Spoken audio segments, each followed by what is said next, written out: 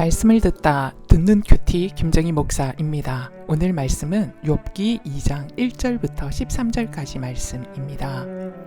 하나님 아버지, 내 종을 주의하여 보았느냐? 라는 질문에 나는 과연 사람을 볼 때 무엇을 주의하여 보고 있는지를 돌아보게 하옵소서. 예수님 이름으로 기도합니다. 아멘. 사람을 볼 때 주의하여 살피는 이유가 첫 번째, 상대방의 흠과 약점을 잡기 위한 것이 되면 안 됩니다. 경건한 사람 욥을 하나님이 참 사랑하시지요. 그런데 사단은 이것이 너무 못마땅했습니다. 그래서 욥이 하나님을 경외하는 것은 하나님이 물질과 자녀의 복을 줘서 그렇다라고 하며 끊임없이 참소합니다. 그러면서 이것을 모조리 하나님이 빼앗아가면 욥의 본심이 분명히 드러날 것이다 라고 하지요. 하나님은 욥이 당신을 사랑하는 마음을 너무나도 신뢰하셨기 때문에 사단의 근거 없는 참소가 패배당할 것을 아시고 허락하십니다. 역시 욥은 사단의 공격에도 믿음으로 반응했지요. 그런데 사단은 물러서지 않고 욥의 흠과 약점을 잡기 위해 이번에는 욥의 생명이 거의 망궈지는 상황을 주면 욥이 가진 믿음의 본심, 밑바닥을 드러내고야 말 것이다 라고 참소합니다. 3절부터 5절까지의 말씀이에요. 여호와께서 사탄에게 이르되 내가 내 종 욥을 주의하여 보았느냐? 그와 같이 온전하고 정직하여 하나님을 경외하며 악에서 떠난 자가 세상에 없느니라. 내가 나를 충동하여 까닭없이 그를 치게 하였어도 그가 여전히 자기의 온전함을 굳게 지켰느니라. 사탄이 여호와께 대답하여 이르되 가죽으로 가죽을 바꾸오니 사람이 그의 모든 소유물로 자기의 생명을 바꾸올지라. 이제 주의 손을 펴서 그의 뼈와 살을 치소서. 그리하시면 틀림없이 주를 향하여 욕하지 않겠나이까. 사탄이 이토록 포기하지 않고 열심을 내는 이유는 딱 한 가지입니다. 한 사람의 믿음을 망가뜨리고 하나님을 떠나도록 하게 만드는 것이지요. 그럼에도 이런 사단의 공격을 허락하시는 하나님의 이유는 완전히 반대입니다. 우리가 이런저런 공격을 만나면서 하나님에 대한 이해가 더욱 깊어지고 믿음이 더욱 온전해지게 만드는 데 있습니다. 여러분은 어떠세요? 여러분이 어떤 사람을 주의하여 살피는 이유는 무엇 때문입니까? 단점을 찾아내어 공격하거나 약점을 찾아내어 꼬투리를 잡으려는 것은 아닌지요. 누군가의 단점이 크게 보이고 잘 보이고 거슬린다면 이 부분에 사단이 들락날락하는 나의 내면의 문이 열려 있다라는 것이기 때문에 나의 이런 마음을 주님 앞에서 살피고 십자가 앞에서 해결하셔야 합니다. 어떤 사람은 마치 자신이 통찰력이 있다고 스스로 여기면서 당신을 잘 살펴보니까 당신은 이런 타입이고 이런 성향이라고 막 말을 합니다. 교만이지요. 진정으로 사람을 주의하여 살피는 사람은 당신은 이런 사람이라고 함부로 말하거나 그렇게 하면서 자신이 상대보다 우위에 있는 것처럼 결코 하지 않습니다. 오히려 잠잠히 상대가 잘 성장하도록 도와주고 싶기에 관계를 따뜻하게 하지요. 격려합니다. 왜냐하면 진정 그 사람을 사랑하기에 그 사람의 과거 상처 속에서 나오는 약점과 단점이 하나님의 은혜 안에서 회복되어질 때 누군가를 일으키고 치유할 수 있는 재료가 분명히 될 수 있다는 것을 알기 때문입니다.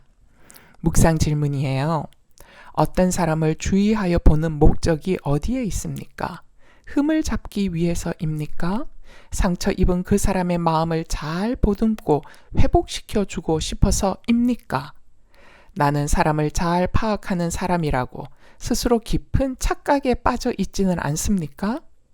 당신은 상대의 흠과 단점을 가십거리로 삼고 있는 사람입니까? 아니면 중보의 제목으로 삼아 조용히 기도하는 참 경건의 사람입니까? 사람을 볼 때 주의하여 살피는 이유가 두 번째, 상대의 아픔을 살피고 공감하기 위함이어야 합니다. 8절에서 10절까지 말씀이에요. 욥이 제 가운데 앉아서 질그릇 조각을 가져다가 몸을 긁고 있더니 그의 아내가 그에게 이르되 당신이 그래도 자기의 온전함을 굳게 지키느냐 하나님을 욕하고 죽으라. 그가 이르되 그대의 말이 한 어리석은 여자 말 같도다. 우리가 하나님께 복을 받았은즉 화도 받지 않겠느냐 하고 이 모든 일에 욥이 입술로 범죄하지 아니하니라. 우리가 이 부분을 읽을 때 욥의 아내를 향하여 어떻게 남편에게 저렇게 독한 말을 할 수 있냐 합니다. 그래서일까요? 많은 사람들은 욥의 아내를 악처요, 믿음이 없는 여자라고 여기지요. 그러나 저는 제가 한 남자의 아내이고 두 자녀의 엄마여서 그런지 욥의 아내가 내뱉는 말 속에 자식을 하루아침에 잃어버린 엄마의 감당할 수 없는 깊은 슬픔, 하지만 또한 해석이 안 되는 이 상황에 대한 분노, 그리고 살아야 할 이유가 무엇일까 싶은 깊은 절망의 소리로 들립니다. 모든 재산 다 잃어버리고 10명의 자녀마저 하루아침에 다 죽은 상황 앞에 남편이라는 사람 욥이 그래도 믿음을 지켜내고 있지요. 남편도 분명히 자신처럼 고통스럽고 아픈데도 하나님을 끝까지 붙드는 그 모습을 보았을 때 욥의 아내는 그때는 본인도 침묵했습니다. 하지만 지금은 하나님이 거기에다가 더해서 믿음을 지킨 남편에게 마저 깊은 병을 주시고 남편이 고통받게 하는 것을 보면서 아내의 마음 가운데 묻어두었던 분노가 한꺼번에 터진 것이지요. 끙끙 앓으면서도 감당치 못할 고통 속에서 감내하는 남편을 보니 너무나 고통스럽고 괴로워서 내뱉었던 말입니다. 그런데 욥이 이런 아내의 마음을 알았습니다. 10명의 자녀마저 다 보내고 슬퍼하는 아내를 곁에서 함께 지켜보면서 아내가 지금 얼마나 혼돈 가운데 있는지, 얼마나 절망 가운데 있는지 알았기 때문이지요. 그래서 욥은 아내를 향해 지금 내 꼴을 보면 그게 지금 내게 할 말이냐? 라며 그런 말 같지 않은 소리를 하지 마라 라고 책망하거나 원망하지 않았습니다. 오히려 아내를 향해 그대의 말이 어리석은 여자의 말 같다. 우리가 하나님께 받았던 많은 복을 생각해 보면 이런 고통도 수용해야 되지 않겠냐라며 아내의 깊은 절망의 상처를 만져주면서 아내의 시선을 하나님께로 향하도록 끌어가며 도와주고 있습니다. 여러분, 우리가 인간관계를 하다 보면 말에 바늘이 달려있는 사람들이 있지요. 이런 분들과 함께 있으면 비록 바늘 끝이 나를 향해 찌르지는 않아도 듣는 것만으로도 괴롭습니다. 그런데 이들이 이렇게 찔러대는 것을 가만히 살펴보면 결국은 누가 나 좀 사랑해 줄 사람 없습니까? 라고 간절히 찾는 비명소리이지요. 이렇게 저렇게 찔러대며 상대를 확인하려 하는 것입니다. 혹시 공동체 안에 이런 분들이 있다면 이들의 상처에서 나오는 반응을 불쌍히 여기시고 먼저 공감과 경청을 충분히 해줄 수 있게 되기를 바랍니다. 옳고 그름은 공감받는 시간이 그 사람이 많이 쌓이고 쌓인 후에 하는 것이 지혜입니다. 묵상 질문이에요. 가시돋침말과 자기 주장으로 공동체를 어렵게 하고 있는 사람은 누구입니까? 이런 사람을 대할 때 당신의 마음은 어떻습니까? 짜증나고 성가셔서 앞에서는 적당히 대처하고 모임과 만남에는 초대하지 않는 방법을 쓰고 계시지는 않습니까?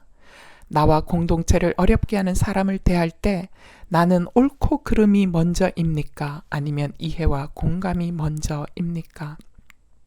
기도합시다. 하나님 아버지, 내 종 욥을 주의하여 보았느냐? 라는 주님의 질문에 우리는 어떤 답을 드렸는지 저희 자신을 돌아보게 하시니 감사합니다. 주님, 오늘 말씀을 통하여 나의 내면을 돌아보게 됩니다. 나는 과연 어떤 마음으로 사람들을 마주 대하고 있는지 질문하게 됩니다. 아버지, 사단은 욥의 단점을 찾아내기 위해 눈에 불을 켜고 살핍니다. 이런저런 재앙을 만나면 욥이라도 별 수 있겠냐며 빈정댑니다.